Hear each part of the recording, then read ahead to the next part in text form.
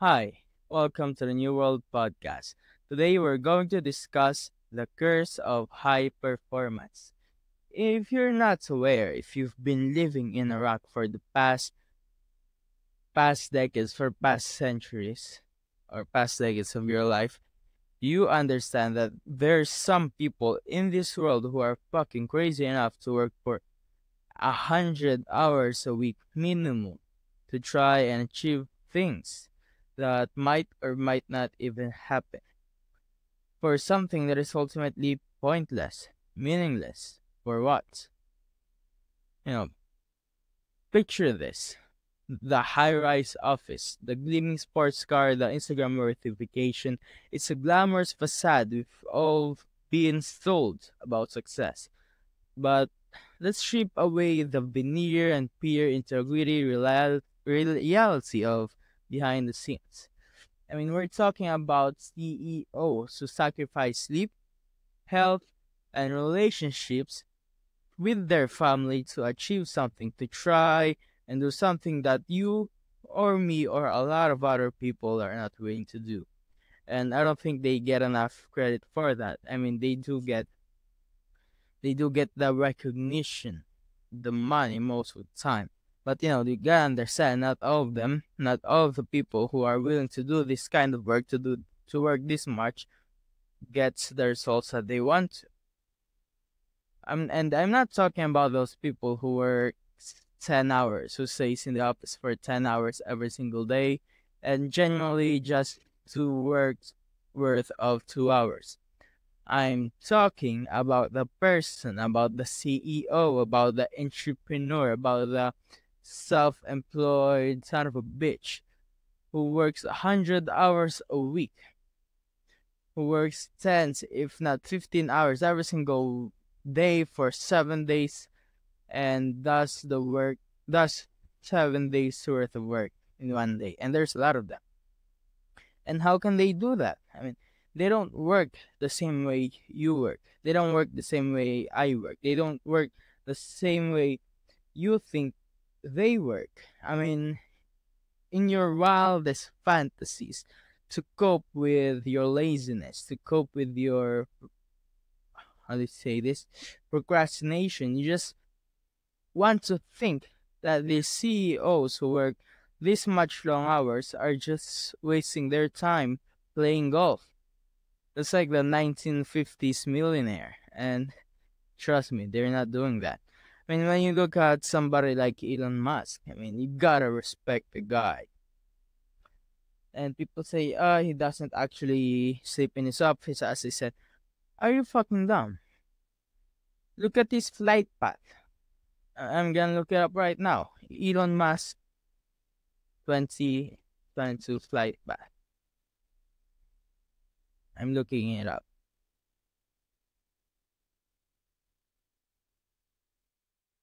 Here, so for 2018, let's see. Holy shit, this is crazy. For 2018, Elon Musk traveled more than 200 times on his private jet.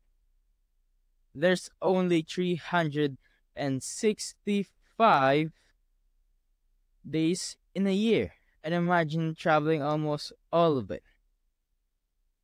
I mean, if you think that he's not sleeping at his office for 6 hours just so he can go back to work after wake up, so you're crazy.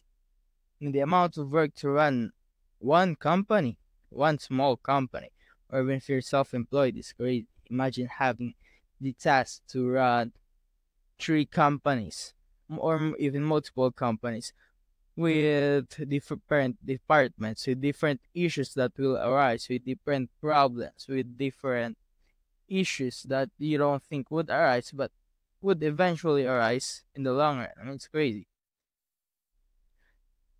These aren't your typical 9 to 5ers. No, they're the ones blowing the midnight oil, fueling themselves with caffeine and sheer willpower to push through the exhaustion. But what drives these people to such extremes? Because this is not normal nor healthy. Let's not glorify it. This is not normal. This is not something you should be doing. You should essentially work for a few hours every day, let's say 5 to 10 hours, depending on what the fuck you want, and essentially spending the rest of the times with your family, with your friends. That's a healthy thing. And I myself don't do that. I try to work as much as I can. Sometimes 12, sometimes 15, sometimes 10 hours every day, and I most likely don't take any weekends off because I get bored a lot and there's nothing I can do out there that excites me. And I can try and go to vacations, but I get tired pretty easily, especially with those things. I mean, you can put me in front of a computer and I will work for 12 hours, 15 hours every single day. And I'll go to sleep in the floor and I'll eat whatever the fuck you give me. Just give me coffee. Just give me this much coffee and you know, I'll be fine. But if you tell me, hey John, you need to travel for 2 hours every day or for one day a week because you have to go to vacation or you have to uh, try this experience, I probably will be tired for the next 2 days. I know it's like when you're a person, you're not used to riding planes. When you're not used to riding planes and you ride the plane, you get jet lag, and for a few days you're tired, you're dizzy, you're nauseous. Just like that. I mean, my experience with traveling is just like that. I don't know why personally, but I think it's because of the pandemic. Because when pandemic rolls around, I wasn't able to travel much, and I kind of just adapted to that. And the result is now that I cannot travel for more than a few hours every week, or I get tired, and it's crazy. But now I'm trying to travel more. I mean, not travel more pointlessly or travel to this place to enjoy this vacation, but no, try to network more with different people, different industries, do more podcasts, as you can see, connect with more people personally within the country or within the city. I try to do it more often.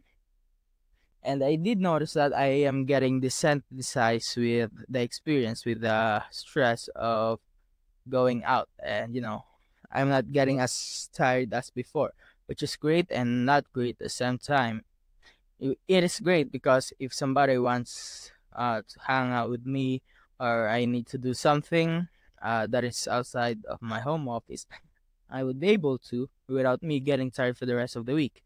The bad thing is that as uh, I get more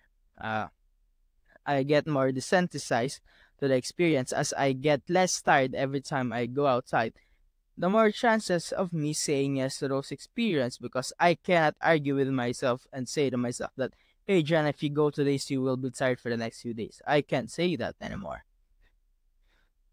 But let's get back to the topic. It's not just wealth or power that drives these people to achieve these things, because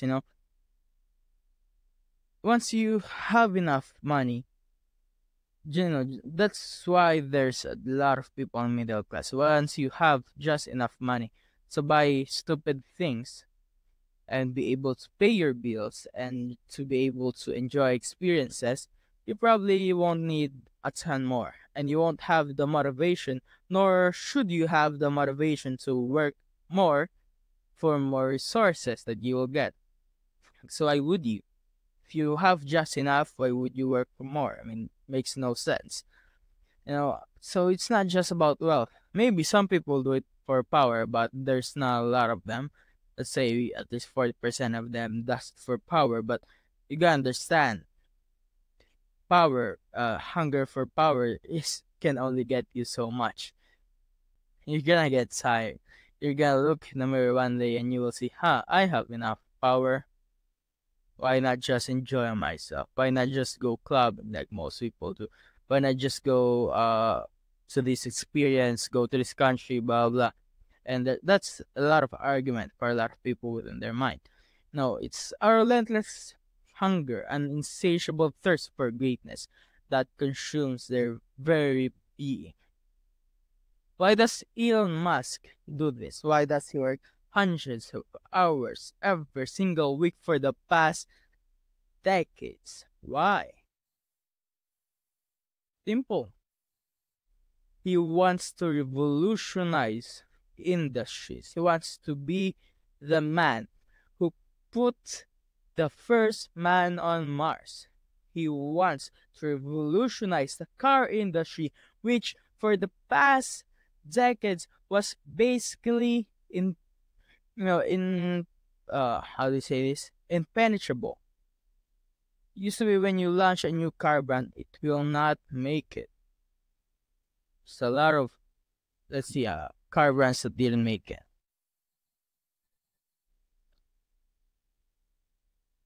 There's a lot of this.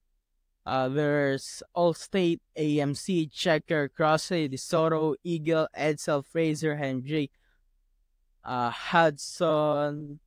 There's a lot. Hudson, International, Kaiser, Mercury, Metropolitan, Nash, Oldsmobile. There's a lot of companies, especially motor vehicle companies that was not able to make it, especially electric ones. Why? Because it's genuinely a hard industry to break into. You got to go to the manufacturing, and this manufacturing, you need to have so much demand that you can basically lower the manufacturing cost to the point that people can afford it. But you wouldn't be able to reach that point if you have no demand at all. I mean, how could you optimize for savings if you have nothing to optimize for? The problem is if you want people to buy your car, it's very hard. Why? Because cars is something you don't just use every weekend. It's like a house. It's something you use almost every single day for hours every single day. You use it to get your kids to school. You use it to go to work. You use it for every single fucking reason that you have for traveling. And you don't want a brand that is not recognized. You don't want that. That's why you're most likely not gonna be buying a brand that is not as famous as Toyota, Hyundai, Honda, Mitsubishi. You won't be buying any other car than that. Why? Because you cannot afford to make the mistake of buying a car like that. That's just the simple truth. And I cannot blame you for that. Nobody would blame you for that. That's why a lot of people say opts in for Apple, because they still are the most trusted brand. I mean, Samsung can fail. I mean, they have better features, hands down. I mean, if you'd argue with anyone who has a sane mind, who isn't in the cult of Apple, they understand that there's a lot of Apple phones out there that is 10 times better than Apple for cheaper prices. But why do they opt in for Apple? Well, yeah, there's the luxury brand facade and all of it. But at the same time, before they release a new feature, they try and test it out until it cannot break anymore. That's why the experience of them is so seamless and they don't break at all. It's that reason. They may be outdated, but they are proven. That's what they are selling to you. I think that's very amazing. And let's go back. Elon Musk. It's an addiction. He's addicted to a never-ending quest for validation and significance. And let's not sugarcoat it. I mean, along the path of success lie countless sacrifices. We're talking about missed birthday, neglected friendships, and strained family ties. It's a lonely fucking journey, fraught with isolation and self-doubt, self-blame, hatred for other people and yourself. But here's where it gets controversial. Society glorifies the end result, the fancy cars, the luxurious vacations, but it's quick to dismiss the blood, sweat, and tears that go into achieving these fucking fleeting moments of glory. Just face it, you can't have the rewards without the sacrifices. You can't enjoy a view from the mountaintop without enduring the climb. You cannot build a billion-dollar company without working for hundreds of hours every single week for years of your life without a fucking guarantee that you'll even make it. There is For every Elon Musk out there, there's a Joe Schmo who wasn't able to make it, who works as much as he did, who made these same decisions as he did, but at the same time didn't make it. That just breaks my heart. You, it's a harsh reality that many is unwilling to confront. They just want to get rich quick because they know themselves that they have no discipline nor the willpower to do it the correct way, the hard way, the way that actually fucking works. And what happens when the applause fades, when the spotlight moves onto the next shiny object? Because, especially with the attention span people have right now, I mean, you cannot stay famous for more than a year, most likely.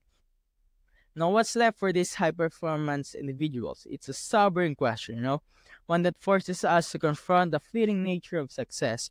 But amidst the chaos, the uncertainty, there's a relentless drive, an unwavering determination to keep pushing forward, to keep chasing that elusive dream. It's a fire that burns deep within the soul, refusing to be extinguished by doubt or fear. So, to my fellow seekers of greatness, I hope you never give up.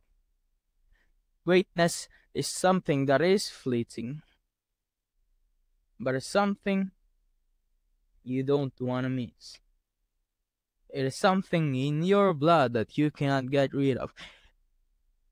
And to summarize all of this, to give you one more thingamabob, one more phrase, advice,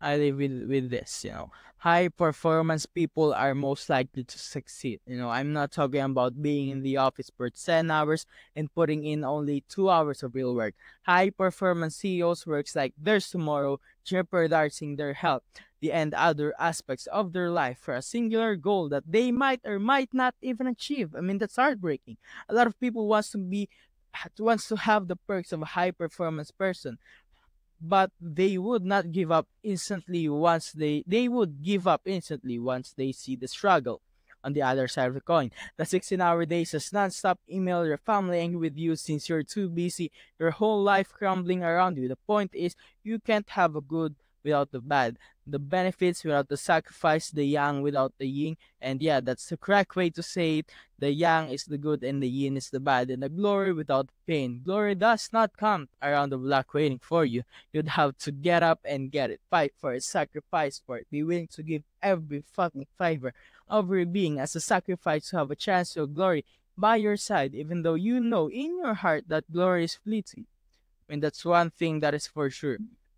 People die and glory fade. That the glory you got with sacrifice you had to make will one day be gone, and everything you achieve will not matter. In 100 years, you will be dead. It won't matter if you work 100 hours or 150 hours every single week. At the end of the day, you'll die. Won't matter. But guess what? You can't do anything about it because the pursuit of glory is in your blood. It's you, your soul, and your brain 24/7 whispering at you, making you crazy, unable to bear the complacency and the average, or what they'll call just enough. You know in your heart that without this your pursuit is nothing, your life is meaningless, and you might as well be good as dead. That's the episode about the curse of high performance. Hope you have an amazing day, and thank you.